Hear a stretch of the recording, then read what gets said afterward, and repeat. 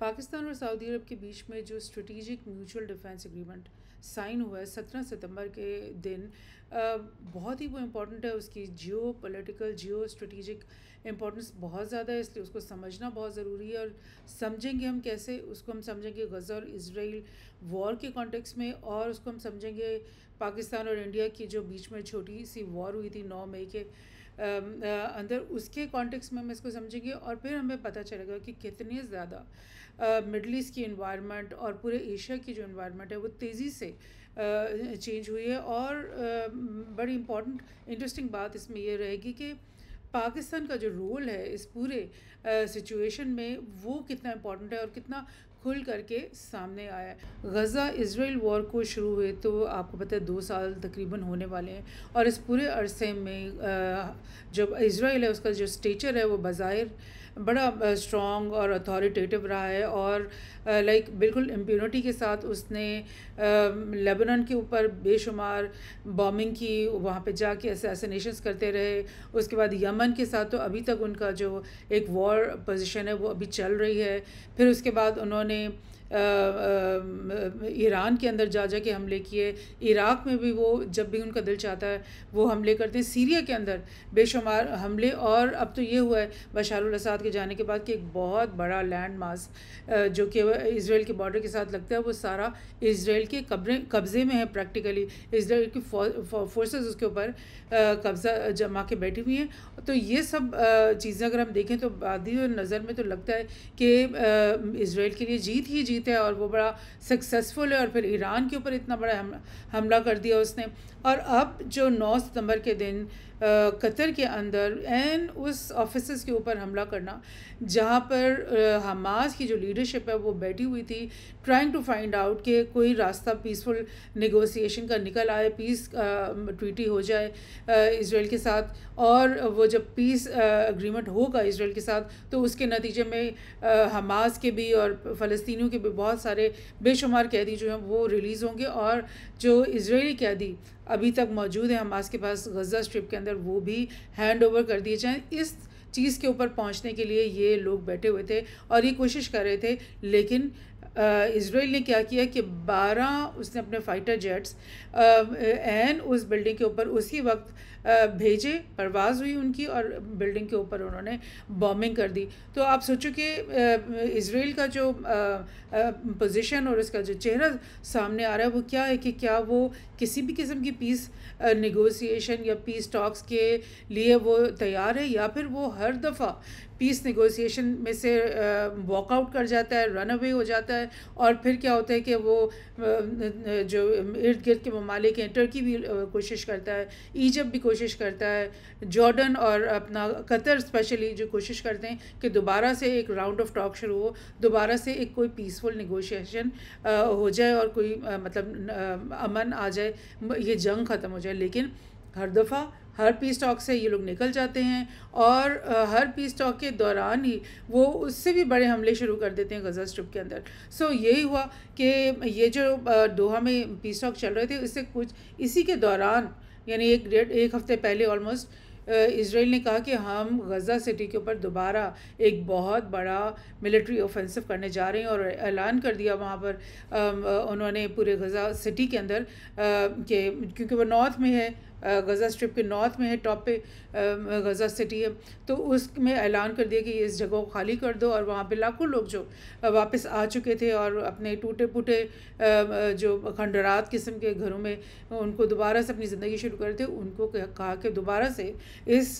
शहर को खाली करो क्योंकि हम यहाँ पर एक दोबारा बहुत बड़ा ऑफेंसिव करने लगे हैं हमास का ख़ात्मा करने के लिए। सो ये चीज़ चल रही थी, और एन उस जगह पर कतर में बॉम्ब करना और वहाँ पे कुछ लोगों की हलाकतें हो जाना, ये बिल्कुल यही मैसेज दे रहे हैं कि इजराइल कह रहा है कि मुझे पीस टॉक्स चाहिए ही नहीं है, मैंने इस वॉर को ख़त्म करना ही नहीं है। और इससे पहले आपको मैं याद कराऊँ कि चंद हफ्ते पहले नेतन्याहू ने एक प्रेस कॉन्फ्रेंस में ये बोला कि मैं बिल्कुल ग्रेटर इजराइल की विजन के ऊपर बिलीव करता हूँ और मैं उसके ऊपर काम कर रहा हूँ। यानी ग्रेटर इजराइल आपको पता है ना कि उनका ख्वाब है जो कि दरियाए नील से लेकर इजिप्ट के अंदर दरियाए फ़रात तक जो कि इराक़ में वो सारे लैंड एरिया को जो है वो समझते हैं कि ये सारा जूइश लैंड है। और इवन ऊपर अगर आप चले जाओ तो सीरिया को और शायद टर्की के भी कुछ प्रोविंसेस को, मतलब it's the whatever you think वो लिमिट आप अपनी बना लो। तो वो तो एक बहुत बड़ा मतलब इनका ख्वाब है जो कि कभी हकीकत पजीर नहीं होगा। लेकिन उसमें तो सीरिया भी जाता है, लेबनान भी जाता है, इराक़ भी जाता है, इजिप्ट भी जाता है, जॉर्डन तो जाता ही जाता है। तो क्या अरब ममालिक इस चीज़ के लिए तैयार हैं? जब इज़राइल की तरफ से ये एग्रेशन बढ़ता ही चला जाता है और सऊदी की कोशिश, कतार की कोशिश, हर तमाम कोशिशों के बावजूद पीस की तरफ बात नहीं आती, तो फिर ये जो अरब ममालिक हैं ये तो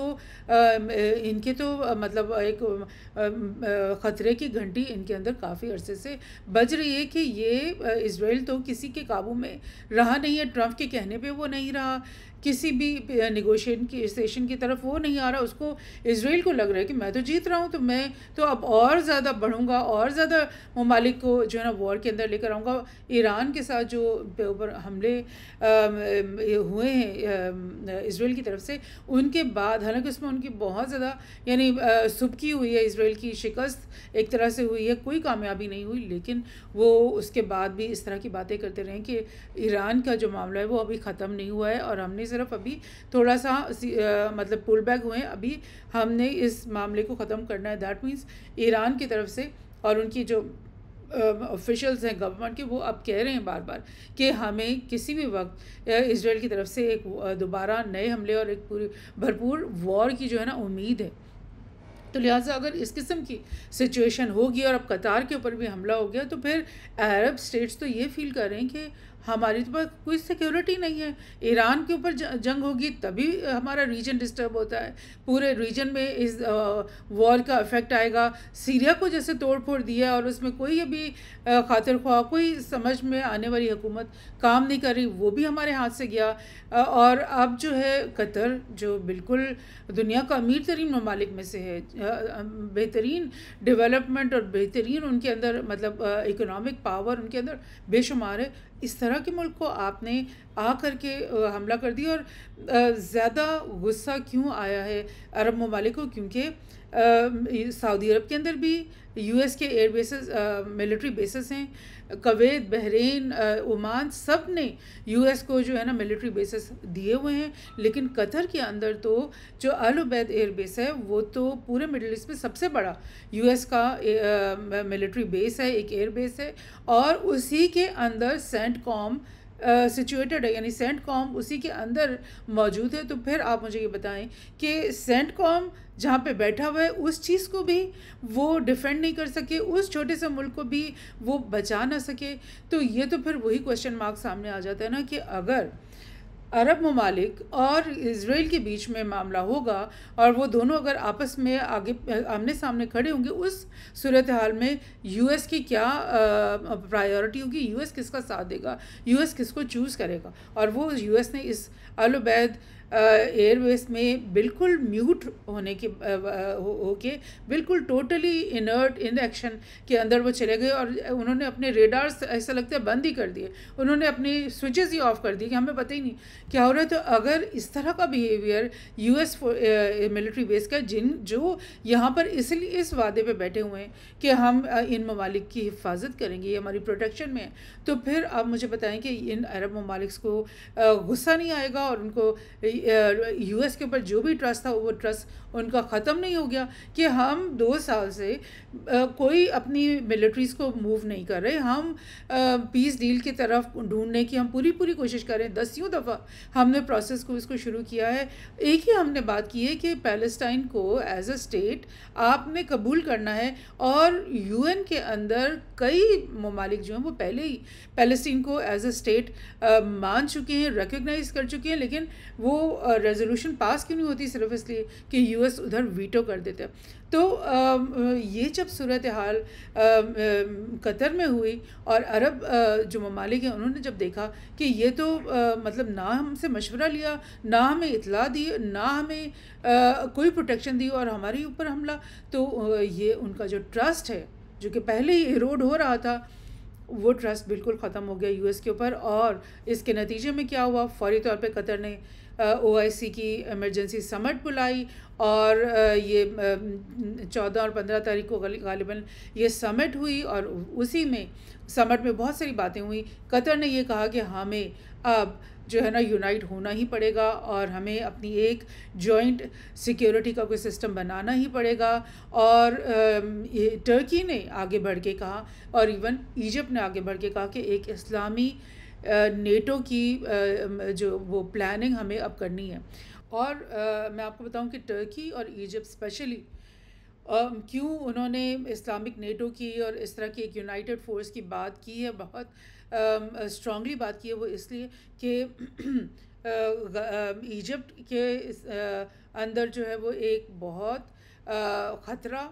इस वक्त मौजूद है कि इज़राइल के साथ उनकी वॉर हो जाएगी बिकॉज ऑफ द रीज़न के इज़राइल ने और यूएस ने डे 1 से जब गज़ा वॉर शुरू हुई तो इस तरह की बातें शुरू कर दी थी कि गज़ा के तमाम लोगों को निकाल के हम इजिप्ट के सिनाई पेनिनसुला के अंदर आबाद करवा देते हैं, वहाँ हम उनको धकेल के बाहर निकालते हैं। इजिप्ट जाने और उनकी हुकूमत जाने कि वो उनको किस तरह से टेंट्स वहाँ पे प्रोवाइड करते हैं या घर बना के देते हैं या कुछ भी करते हैं, यहाँ से हम उनको निकाल देंगे। इजिप्ट के सरदर्द इनको बना देंगे, गज़ा को खाली कर देंगे और यहाँ पे हम बहुत बड़ी रवीरा बनाएंगे। ट्रम्प के तो ये अल्फाज थे कि रवीरा बनाएंगे, वहाँ पे बड़े बड़े होटल्स बनाएंगे और ये वो। तो ये बात तब तो मजाक में टाल दी गई, लेकिन उसके बाद भी इज़राइल की तरफ से वक्तन फ़वक्तन ये बात रिपीट की जा रही है कि गज़ा को हमने खाली करवा देना है और पूरा गज़ा के जो 20 लाख लोग हैं वो निकल के दूसरे मुल्कों में चले जाएं, इजिप्ट में चले जाएं। तो जब से ये बातें शुरू हुई तब से इजिप्ट ने अपनी फोर्सेस को बढ़ाना शुरू कर दिया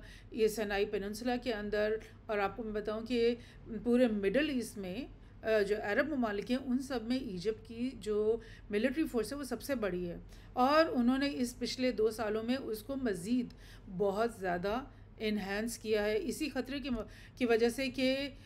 ये जो वॉर है ना ये स्पिल आउट होकर अब हमारे मुल्क में आने वाली है। सो इजिप्ट की ये रीज़न्स और फिर टर्की की क्या रीज़न्स कि टर्की ऑल्दो कि नेटो का हिस्सा है लेकिन वो बिल्कुल इनसिक्योर फील कर रहा है क्योंकि सीरिया में जो कुछ हो रहा है और सीरिया की जो तबाही है उसमें टर्की का भी थोड़ा बहुत हाथ होगा, लेकिन जो नताइज हैं वो किसी के भी ना अरब ममालिक के फेवर में दिखाई दे रहे हैं इस वक्त, ना ही टर्की के फेवर में दिखाई दे रहे हैं। और कतर पे हमले के बाद इजरायली ऑफिशियल्स ने ये कहा है, उनके मिनिस्टर्स ने ये कहा है कि अब हम रुकेंगे नहीं, अब हमें हमास की लीडरशिप जहाँ पे भी मिलेगी हम उसी जगह पर उन पे हमला करेंगे। तो everybody knows that Hamas leadership is not only welcomed and stationed in Qatar, it is also present in Turkey. उनका वहाँ आना जाना रहता है, इन एंड आउट रहता है और वहाँ पे उनको अकोमोडेट किया जाता है। और टर्की भी हमास के साथ बहुत ज़्यादा कोऑर्डिनेट भी करते हैं और अलाई भी करते हैं।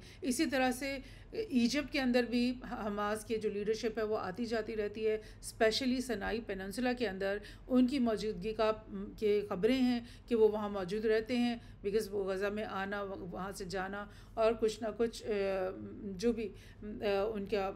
कोऑर्डिनेशन है और उसके लिए वो सिनाई में भी आते जाते रहते हैं, इजिप्ट के कैपिटल्स में आते जाते रहते हैं बिकॉज़ इजिप्ट भी पीस प्रोसेस के अंदर एक्टिव रहता है। सो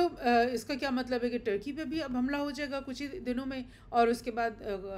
इजिप्ट के अंदर भी हमला हो जाएगा कुछ ही दिनों में। तो ये सब चीज़ें नाकाबिल बर्दाश्त हो गई अरब ममालिक के लिए और उन्होंने ये बात की स्पेशली इजिप्ट और टर्की ने कि इस्लामी नेटो अब हमें बनानी है। सो ये बातें वहाँ पे हो ही रही थी, एवरीबडी वाज एग्रीइंग। गल्फ़ के जो स्टेट्स हैं, जो गल्फ़ का अरेबियन पेनिनसुला है जिसमें सऊदी अरब, ओमान, कुवैत, बहरीन, कतर, ये जो है जो जीसीसी है वो ना सिर्फ इकोनॉमिक बल्कि एक सिक्योरिटी प्लेटफॉर्म भी है और ये इस चीज़ को इंश्योर करता है कि पूरे गल्फ़ के ममालिक अपनी सिक्योरिटी को इकट्ठे से लेकर चलें। और इसका ये मतलब होता है कि अगर सऊदी अरब या कतार या कुवैत या बहरीन में कोई भी किसी के साथ बाहर किसी के साथ स्ट्रेटेजिक अलायंस करता है तो वो अकेले नहीं कर रहा होगा बल्कि वो अपने तमाम जीसीसी फ्रेंड्स के साथ कोऑर्डिनेट भी कर रहा होगा, उनसे बात भी कर रहा होगा, उनसे सारी इन्फॉर्मेशन शेयर कर रहा होगा और आगे के प्लान वो मिलकर बना रहे होंगे कि अच्छा अब तुम ये कर लो, अब उसके बाद हम ये करेंगे। तो वही हुआ कि अभी ये जो OIC का समिट ख़त्म ही हुआ के साथ ही पाकिस्तान की जो प्रेसिडेंट हैं, प्राइम मिनिस्टर हैं, वो पहुंच गए रियाद में सऊदी अरब के अंदर, और उन्होंने अगले ही दिन, आप समझ लें कि 2 ही दिन बाद, उन्होंने क्या किया कि ये म्यूचुअल स्ट्रेटेजिक डिफेंस एग्रीमेंट के ऊपर इन्होंने साइन कर दिया। और इस एग्रीमेंट का जो बेसिक जो मतन है, जो बेसिक बात उसमें की गई है वो ये कि जो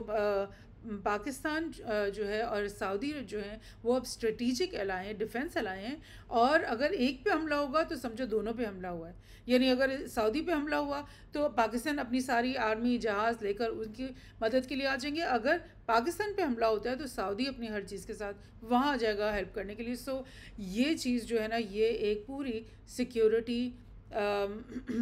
जो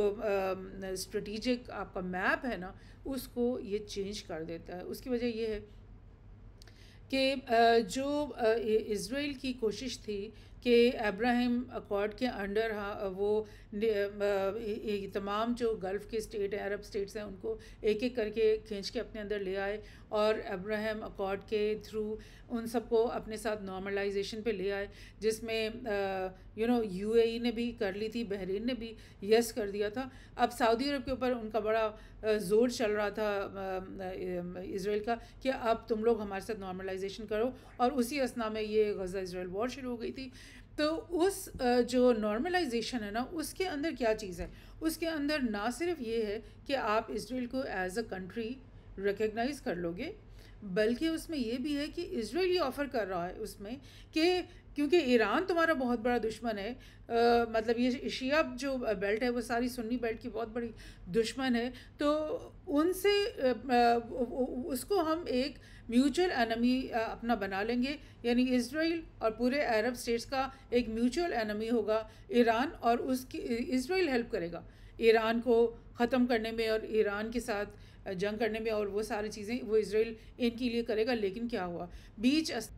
मगर बीच असना में क्या होता है कि चाइना और पाकिस्तान की मदद से ईरान और सऊदी अरब के बीच में एक बहुत बड़ी तारीख़ी रिप्रोचमेंट हो जाती है, और ये गज़ा इज़राइल वॉर शुरू होने से चंद महीने पहले ही हो जाती है। तो अब क्या है, अब जो नॉर्मलाइजेशन की पेशकश है, अब जो एक नैरेटिव था इज़राइल के पास कि हम मिल जाते हैं और ईरान के ख़िलाफ़ हम जंग करेंगे, वो नैरेटिव तो किल हो गया, क्योंकि ईरान और सऊदी के बीच में तो दोस्ती हो गई, रिप्रोचमेंट हो गई। सो ये जो चीज़ें हो गई, तो इज़राइल जो है उस लिहाज से बहुत ज़्यादा आइसोलेटेड फील उसने किया अपने आप को। इसी वजह से जो भी आगे गज़ा वॉर शुरू हुई और उसके जो भी 2 साल के अंदर वाक़यात पेश आए, उसमें इज़राइल को ऑल्दो बज़ाहिर तो लग रहा है कि वो हर एक के ऊपर हमला कर रहा है, इसको भी मार रहा है, उसको भी मार रहा है, हर मुल्क के अंदर घुसी जा रहा है बग़ैर किसी खौफ व ख़तर के, लेकिन असल में क्या है कि असल में वो बहुत ज़्यादा डरा हुआ है इज़राइल, क्योंकि उसको लग रहा है कि मैं टोटली आइसोलेट हो गया हूँ, क्योंकि ये अरब तो ईरान के साथ दोस्ती हो गए हैं, और फिर जब ईरान और सऊदी के बीच में जो जंग का ख़तरा है वो तो ज़ीरो हो जाएगा, तो फिर अरब जो ममालिक है वो फ़ील करेंगे कि हमारे पास तो अपना कोई इशू नहीं है, इस सारा इशू जो हमारे बीच में वो तो एक ही अब रह गया है, वो है फ़लस्तीन का और इज़राइल का। सो अब इस चीज़ को हल करना है हमने। और अरब ममालिक को अब ये लगा कि ऐसा तो अब कोई इशू ही नहीं है हमारा कि तुम गज़ा के लोगों को जेनोसाइड उनका किए चले जाओ, वेस्ट बैंक के अंदर तुम अपनी सेटलमेंट्स बनाते चले जाओ, वहाँ पे अपार्थाइड वॉल्स बनाते चले जाओ, और मतलब डेली बेसिस पे वहाँ पर लोगों को मारो, उनका खाना बंद करो, सब यानी जेनोसाइड की तमाम जो वो जो उसके एलिमेंट्स हैं ना, वो वहाँ पे तुम पूरे करते चले जाओ। क्यों हम समझें कि चलो कोई मसला नहीं है, इज़राइल को भी अकोमोडेट कर लेते हैं, लेकिन अकोमोडेट तो तब करते ना जब तुम भी रिस्पाइट देते। तुमने तो ना तुमने सीरिया को छोड़ा, ना लेबनान को छोड़ा, ना यमन को तुम छोड़ते हो, ना किसी जगह पर तुम रुकते नहीं हो, और ईरान तक तुम पहुंचते हो, और अब कतर तक भी तुम पहुंच गए हो। सो जो एक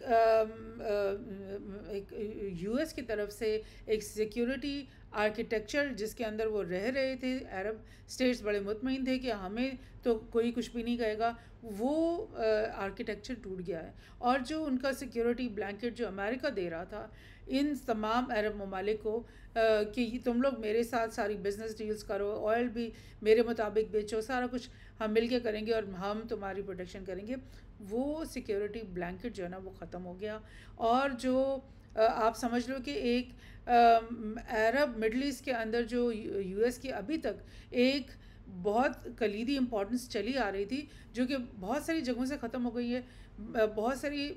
रीजन्स में यूएस का जो मुदाखलत है वो बेईमानी हो गई है, लेकिन मिडल ईस्ट के लोग जो हैं वो अभी तक इनको अपने साथ लगाए हुए थे और अमेरिका के साथ कोई भी गड़बड़ नहीं करना चाह रहे थे, और बहुत यानी उनके साथ मिलके चलना चाह रहे थे।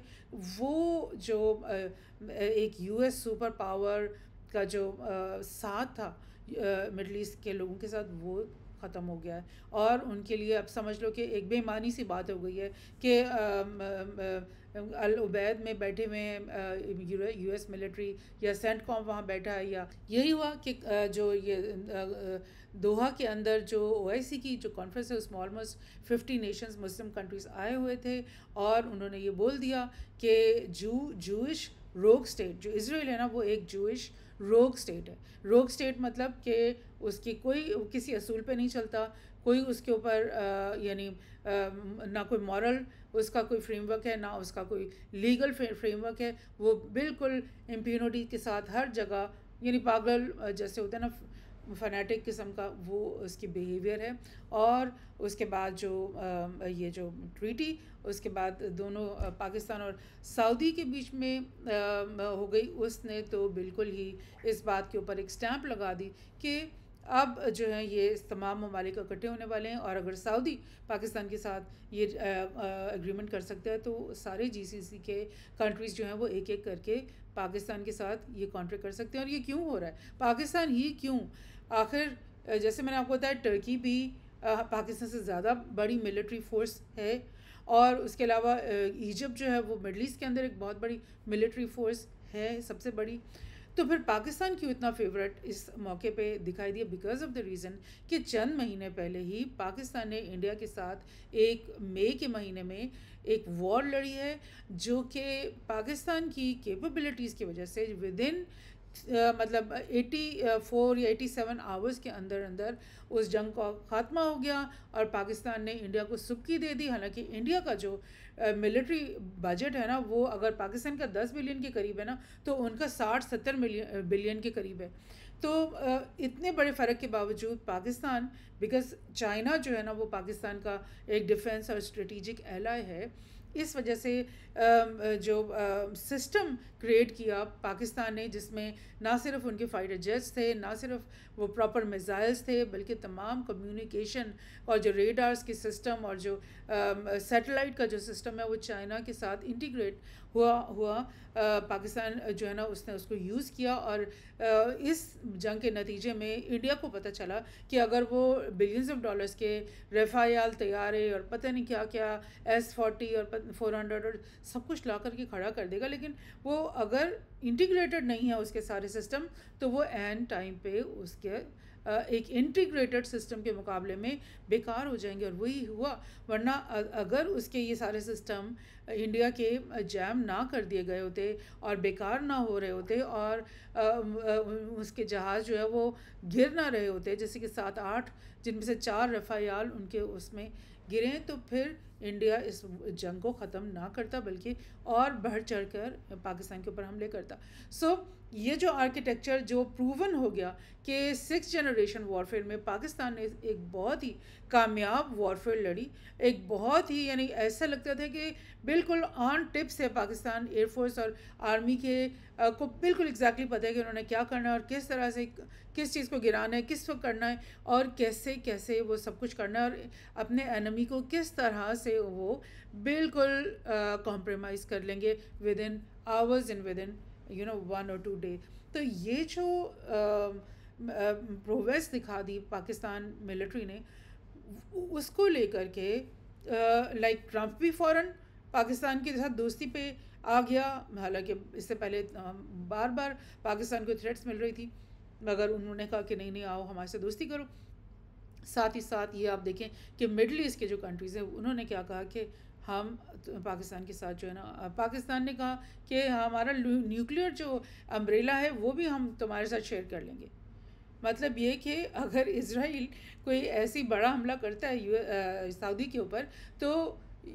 पाकिस्तान अपने न्यूक्लियर, एक न्यूक भी अगर इज़राइल पे गिर गया, तो आपको पता है आजकल के जो न्यूक्स हैं वो इतने पावरफुल हैं, जो हिरोशिमा नागासाकी पे जो न्यूक्लियर बॉम्ब्स गिरे थे, उनसे ये तमाम बॉम्ब्स जो है ना वो 60 टाइम ज़्यादा बड़े हैं। तो वो एक एक शहर को नहीं, वो पूरे पूरे रीजन को कई मतलब दिहाइयों तक के लिए बिल्कुल मुर्दा कर सकते हैं, ख़त्म कर सकते हैं। तो ये जो प्रॉमिस लैंड है, ये तो फिर एक क्या बन जाएगा। सो गॉड फॉरबिड ऐसा होगा तो नहीं, लेकिन अम्ब्रेला तो दे दिया गया। इससे ये एटलीस्ट होगा कि इज़राइल ये नहीं सोचेगा कि मैंने किसी भी एक मुल्क के ऊपर न्यूक्लियर मिसाइल गिराना है, वो भी कन्वेंशनल वॉर पे ही रहेगा, और पाकिस्तान भी सऊदी अरब और तमाम अपने एलाइज के साथ कन्वेंशनल लेवल पर ही मदद करेंगे। यानी एयरफोर्स और जो उनकी नेवी और मिलिट्री की जो भी मदद होगी वो कन्वेंशनल वॉर की लेवल पर होगी, न्यूक्लियर वॉर के थ्रेशोल्ड को क्रॉस नहीं करेगी। सो ये जो मैंने आपसे कहा था ना कि पूरा एशिया का स्ट्रक्चर जो है स्ट्रेटेजिक, वो इससे चेंज हो गया, क्योंकि देखिए मिडल ईस्ट जो है वो सिर्फ पाकिस्तान का फ्रेंड नहीं है, बल्कि हमारे जो फर्स्ट और नेबर और हमारा सबसे बड़ा एनिमी स्टेट है इंडिया, उनकी तो बहुत यानी उम्मीदें और बड़े ताल्लुकात थे इन मिडल ईस्ट कंट्रीज से, और बड़ी उम्मीदें उन्होंने जोड़ी हुई थी कि जैसे चाइना जो है ना वो अपना BRI हर जगह लेकर जा रहा है, पाकिस्तान में भी उसने CPEC बना दिया, हर कंट्री में कोई ना कोई प्रोजेक्ट चल रहा है BRI का। तो सऊदी अरब को जो है ना, और UAE, क्योंकि UAE तो सबसे पहले उसने इसराइल के साथ वो की थी नॉर्मलाइजेशन, और UAE की बहुत ज़्यादा दोस्ती है इंडिया के साथ भी। तो और I2U2 के ये हिस्सा हैं। ये एक नई मतलब ऑर्गेनाइजेशन बनाई गई थी चंद ही साल पहले। I2U2 का मतलब है कि 2 आइज़ हैं, एक इज़राइल है और एक इंडिया है, और U2 2 यूज़ हैं जो कि UAE और यूनाइटेड स्टेट्स हैं। तो ये चारों ने मिलकर एक ऑर्गेनाइजेशन बनाई कि हमने मिलकर अपनी पूरी दुनिया में अपनी एक दूसरे की सिक्योरिटी में हेल्प करनी है। और इसके बाद मतलब खुल करके इंडिया और इज़राइल की जो दोस्ती है ना वो बहुत ज़्यादा सामने आ गई। और उसके साथ ही US ने एक आइडिया फ्लोट किया कि हम क्यों ना एक India middle east economic corridor बनाएं। यानी इंडिया से वो स्टार्ट होगा, और फिर वो UAE से गुजरेगा, फिर वो पूरे सऊदी अरब से गुजरेगा, फिर इज़राइल से गुजरेगा, और इज़राइल से को कट करते हुए मेडिटेरेनियन में दाखिल होने के बाद यूरोपियन कंट्रीज़ के साथ वो एक कॉरिडोर बन जाएगा, एक वो बन जाएगा इकोनॉमिक पाथवे बन जाएगा, जिससे इंडिया की जो बढ़ती हुई इकॉनमी है, ये growing nation, growing country, because 1.3 billion से ज़्यादा तो वहाँ पे पॉपुलेशन है, लैंड मास भी बहुत है, तो बहुत ज़्यादा उनके पास अपॉर्चुनिटीज़ खुल सकती हैं ट्रेड वगैरह की। तो ये ख्वाब था इंडिया का, जो कि अब ऐसा लगता है बिल्कुल ही ज़ीरो हो जाएगा, बिकॉज़ जो सऊदी अरब की स्ट्रेटिजिक दोस्ती है और अब नीड बन गया पाकिस्तान सऊदी अरब का, तो अब पाकिस्तान को काट करके और बजाय इसके कि BRI और CPEC को कनेक्ट करें हम UAE और इसके साथ